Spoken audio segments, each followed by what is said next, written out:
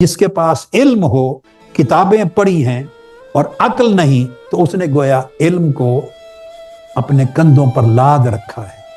आप कसरत के साथ अपनी जिंदगी में देखेंगे, लोगों ने किताबें पढ़ रखी हैं, मदरसे गुजार रखे हैं, वो गुजारे हैं मदरसे, इल्म के नाम पर औरात का अंबार है, मगर अक्लमंदी से मारूम है।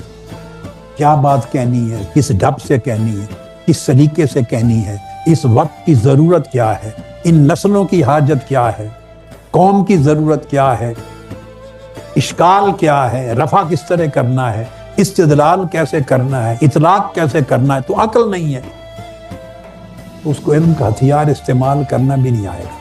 तो बेअक्ल के हाथ में इल्म होगा तो तबाही होगी। इसी तरह इल्म है किसी के पास, मगर उसकी तबीयत में हिल्म और बुर्दबारी नहीं है, तो वो हर रोज फतवाबाजी करेगा, हर रोज तकफीरियत करेगा, लोगों को काफिर बनाएगा, किसी को मुशरिक बनाएगा, किसी को बिदअती बनाएगा, किसी को गुमराह ठहराएगा, किसी को इस्लाम से खारिज करेगा, किसी को अहले सुन्नत से खारिज करेगा, किसी को मुस्लिम उम्मा से खारिज करेगा। हर रोज वो तकफीरियत करेगा, क्योंकि उसके इल्म में हिल्म नहीं, बुर्दबारी नहीं। जब हिल्म और बुर्दबारी नहीं होती तो अक्ल का चराग बुझ जाता है, क्योंकि हिल्म का नाम अक्लमंदी भी है। अक्ल नहीं है, हिल्म नहीं है, तो गोया अक्ल गालिब नहीं। जहां अक्ल मगलूब हुई वहां जहालत ने कब्जा पा लिया, उससे फिर फसाद और बुग़्ज़ व इनाद बनता है। मिजाजों में, रवैयों में एतदाल और वसतियत खत्म हो जाती है। और इस दौर में सबसे ज्यादा मुश्किल काम लोगों को दीन की तरफ बुलाना और राह एतदाल पे चलाना है। अव्वल तो लोग हमारे रवैयों के बायस दीन से मुतनफ़िर हो गए।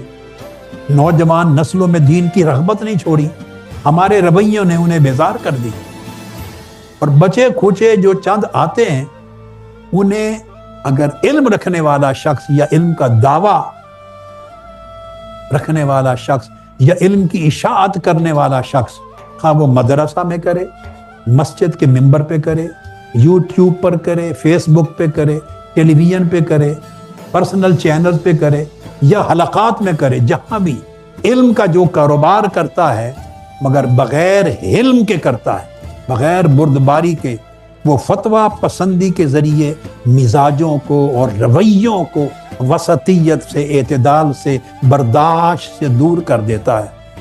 वो फौरी लोगों की तदलील और तकफीर करते हैं, तशद्दुद पे उकसाए जाते हैं, धड़ेबंदियां होती हैं, तफरका परवरी जन्म लेती है। उसका नतीजा क्या होता है? और ये सारा कुछ हो रहा है, ये सारा कुछ हो रहा है सिर्फ इल्म के फुकदान से। बुर्दबारी नहीं है, तहम्मुल नहीं है, उजलत है। तो अगर अहले दीन के पास इल्म नहीं होगा तो इल्म भी बदनाम होगा, दीन भी बदनाम होगा, उलमाए दीन भी बदनाम होगा। ये सब कुछ हो रहा है इसमें। इस तरह इल्म हो और उसके पास तकवा और खुदा खौफी ना हो तो वो इल्म फितना बन जाता है।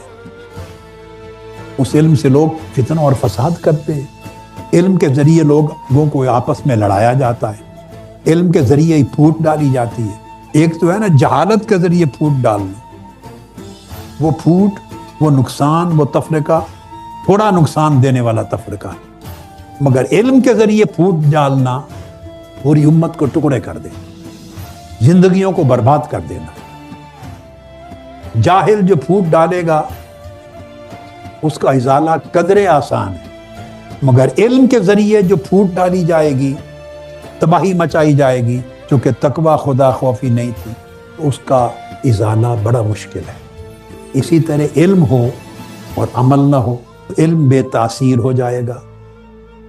इसी तरह इल्म हो, सिद्क, सच्चाई और हुस्न नीयत ना हो तो इल्म दिखलावा बन जाएगा।